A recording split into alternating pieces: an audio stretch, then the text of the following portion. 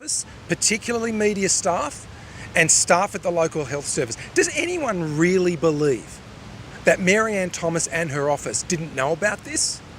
We want the truth to come out, whatever it is, and the only way that is going to happen is if Marianne Thomas and Jacinta Allen change their patterns of behaviour and allow a truly independent inquiry so the truth can come out.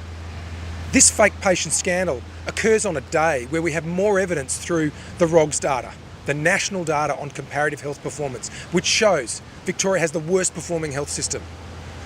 We have fewer GPs than elsewhere. We have fewer beds than elsewhere. It's taking longer to get an ambulance than you should have to wait for. It's taking longer to access a hospital bed. Things are so bad in Victoria. If you want healthcare, don't ask for a hospital bed, ask for a selfie with Marianne Thomas. I'll hand over to Georgie Crazy. Thanks very much, JP. As JP has said, the data that's come out today, the report from the government services on... Take your time. Sorry. Take your time. Got a bug down my throat. The report on government services shows just how dire the situation here in Victoria is. When you've got fewer GPs, you've got fewer hospital beds, you've got longer wait times for elective surgery, like things like for a total knee replacement. Just take a moment. Just take a moment. Where that increase for a total knee replacement has increased by 35%. A hysterectomy, 56%. A prostatectomy, over 78%. These are really critical health issues that everyday Victorians need to have addressed, and those wait times are blowing out. That's what the report on government services showed today. It showed that we've got fewer GPs, and that's only going to worsen when the government brings in their health tax. We know that that is going to put more pressure on our health system. It's going to put more pressure on medical clinics and force patients into our already busy EDs. The ROGS data showed also blowout in dental wait times, Victorians waiting years to get basic dental treatment and care. This is very serious, and on a day when this data has come out, we still haven't got the latest elective surgery waitlist data from December 31st. That was due yesterday. How long do we have to wait for? When will the minister come clean? Like the fake patient scandal, when will she come clean? It seems that you can't get a hospital bed in this state, but you can if you're a fake patient and want a photo op with the minister. You can't get an ambulance in this state unless you're a fake patient and you want a photo op with the minister. This is not good enough. We need transparency and we need the truth. Are you worried that we're also going to face some budget cuts in the health sector while all this is taking place? Budget cuts in the Razor game? Well, the Treasurer's already said, he's already indicated to Victorians, he's softening people up to say this is a tight budget. We know there are already cuts within health, and there are so many services that are very concerned about what those cuts might look like. I'm particularly concerned about what's happened recently with the whistleblowers, the paramedics that have spoken out, talking about the discussions about the cuts of services into regional Victoria. Where else are these cuts going to happen? And the government clearly has wasted and mismanaged Victoria's budget so badly that these cuts are needed. This is a very serious time for Victoria, a very serious financial situation that the Allen Labor government has put us in, that waste and mismanagement. $10 million a day paying interest. Imagine where that money could have gone to improve the lives of Victorians, whether it's in the health system or our education system, right across the board.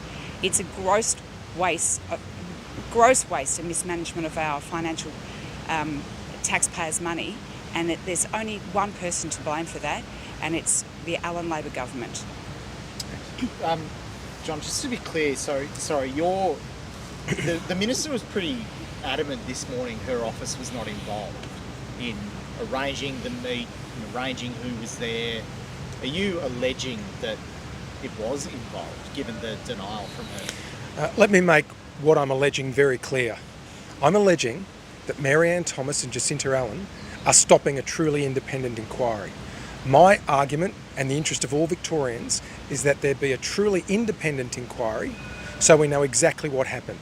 I'm not prepared given the pattern of misrepresentation, cover-ups of the Allen Labor government over many years, I'm simply not prepared, and neither are Victorians, to take the Allen Labor government at its word. Let's have a truly independent inquiry to find out what happened here and whether it is happening elsewhere across our health system. Who would do the inquiry? Oh, we're open to who that might be. It could be a retired judge, is usually an option for government, but someone truly independent of the government, someone who's not dependent on the government, and someone who can be put in a position where they can reveal the truth about what happened here. No, you go, Carl. Just when it comes to the last few days you spent in Bendigo with some of the shadow cabinet, has there been any discussions over leadership? Are you still being backed as leader? Yes, absolutely. It was great to go to Bendigo. Bendigo and surrounding communities are doing it hard. They've been hit recently by floods, but they're all very concerned. They're concerned about what's going to happen now because of Jacinta Allen's broken promise over the Commonwealth Games cancellation and what that's going to mean for local infrastructure. But they're also concerned that everything's going into the suburban rollout. We had meetings with community representatives and leaders over recent days in Bendigo. I was in Rochester as well. They're concerned about whether there's ever going to be any money left for regional Victoria. All of it's going into Jacinta Allen's $200 billion plus tunnel, and there's no money for regional hospitals, regional roads, regional schools, regional community infrastructure. So the trip in Bendigo was great. It was great for the team to get back together, and we're looking forward to coming back to Parliament next week. Were there any conversations around a change in leadership at all? No, it was a good, constructive couple of days where we were able to go through our strategy for the coming year and the next 3 years. It was really helpful and constructive. And you were endorsed unanimously by the Shadow Cabinet on your SRL policy? I would say that our position is one that we wanted to make clear to the Victorian people. There is a clear distinction now between me as alternative Premier and Jacinta Allen as the ongoing Premier. That there's a real distinction and choice to be made about our future as a state. Do we want to put all of our eggs in one basket for a tunnel very few people relatively are ever going to use? Or do we want to take a more sensible, common sense approach, more responsible approach to how we spend our infrastructure dollars? Let's look at the needs of the whole state, from Melbourne City, but also our outer suburban precincts and growth corridors, and of course Victoria's regions that continue to do it so tough. We have a whole state to care for. Jacinta Allen only cares for one tunnel, which will cost well over $200 billion and put on the shoulders of future generations hundreds of billions of dollars of debt that will have to be paid back for no benefit. Quick question. Sure. Actually, while you're still there, Yep. Can we just clarify, there was a bit of commentary yesterday around exactly the communication between you and the First Nations Assembly over the change in treaty policy. Can you just clarify exactly when you communicated with Marcus Stewart and or his successor as co-chairs on the change policy? Peter Walsh has gone into these matters in some depth, but let's just go to the most important part of this issue. I'm not just going to discuss internal discussions that we've had which preceded us making our formal announcement last week on your show, son. So make that formal announcement. Let me get to the heart of the matter. The heart of the matter is this. Do we want to truly address Indigenous disadvantage in our country? I do, and my colleagues want to. We want to close the gap on education. We want to close the gap on child protection. We want to close the gap on health outcomes, to see Indigenous Victorians, Indigenous Australians enjoy and take part in the prosperity and true promise of our great country. We want to close the gap. Jacinta Allen has made it clear her focus is a treaty. I respect that, it's not our view, but that's where she wants to go. Any questions about reparations, about dual sovereignty, questions about what happens to property in our state, they're questions for Jacinta Allen. I make it very clear. I'm now encouraging all Victorians who want to think and discuss this important issue about the difference and distinction between myself and Jacinta Allen. I want to focus on real outcomes for people, Indigenous Victorians who deserve a better pathway in life, supporting education, health, all of the other opportunities that abound in our great state, but not for enough Indigenous Victorians.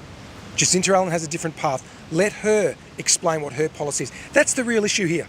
I'm no longer going to address internal issues around how and when we arrived at our position, because the real issue is how do we improve the lives of Victoria's Indigenous people, a great and proud people.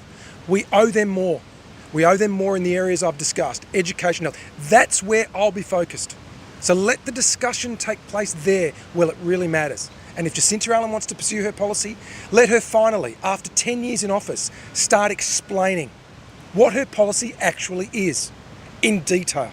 That's the difference here, and that's the choice Victorians need to make. Notwithstanding you made the announcement with us on Skype, but do you regret any form of the communication between either you, Peter Walsh, and the First Peoples Assembly? No, I know for a fact that Peter Walsh, who is our Indigenous Affairs spokesman and Deputy Leader of the Coalition, has been in regular contact with Indigenous leaders. And I've met with Indigenous groups across the state. But we've arrived at our decision. And the important point is our focus compared with where Jacinta Allen wants to go. That discussion must be respectful, but it must focus on the real issues. And that's where our heads need to be, on those important issues. And are you nervous at all ahead of the Moira Deeming court case tomorrow? No. Just come to a few different things, including the court case and some of the decisions made by the coalition in recent weeks. Do you still think there's as much support for you as leader as there was maybe 3 weeks ago? I think I can say this on behalf of my party colleagues. I was able to talk about our approach over the next 3 years. I won't go into that, obviously you'll understand. That was a private discussion between my colleagues and I, but I feel really encouraged and really positive. We've come out of the first year where we've driven a lot of the issues around cost of living, rising debt, which Victorians are now paying for, mismanagement and corruption in the Allen Labor government. That's where we've been focused on, and I was heartened to come away from that conference. It was so constructive. We're pumped. We want to focus on the government and provide that alternative vision for Victoria. Georgie. You all right? Yes, sorry about that before. No, it's all right. Take as much time as you need. Today, the Federal Health Minister, Mark Butler, criticised state governments around the country, not just Victoria, for looking at charging a payroll tax. What do you make of those comments? Well, I think they are very pertinent comments by the Federal Health Minister, because he knows what a payroll tax will do, and I only hope that the Treasurer and Jacinta Allen and Marianne Thomas listen to their federal Labor counterpart on this issue, because what the AMA have said, what the RACGP have said, and other stakeholders in this space have said, if this payroll tax is applied, it will shut down up to 30% of medical clinics in this state. It will end bulk billing, and it will drive patients into our already overcrowded emergency departments. That is not a good outcome for anyone. And so I would heed the Federal Minister's advice, and I would ask the state government to heed the Federal Government Minister's advice about applying this payroll tax on to GPs. We know why they're doing it. The state is broke. They want to plug that bottom line. But this is not the time to apply a payroll tax, this health tax, across the board in Victoria. Oh, just one more. Sure. Just from a colleague, actually, who's watching you live on Twitter. Wanted to ask. Hello, everybody on X today. Thanks for joining us. Gatto wants to ask, will you turn up to court tomorrow? Look, I've got a job to do as opposition leader and alternative premier. We're focused on the issues that concern the Victorian people, and I can make it clear that's all I'm concerned about. I'm not concerned about anything that might be happening tomorrow. Thank you very much, everyone. Thank you. Sure, tell them we'll see that.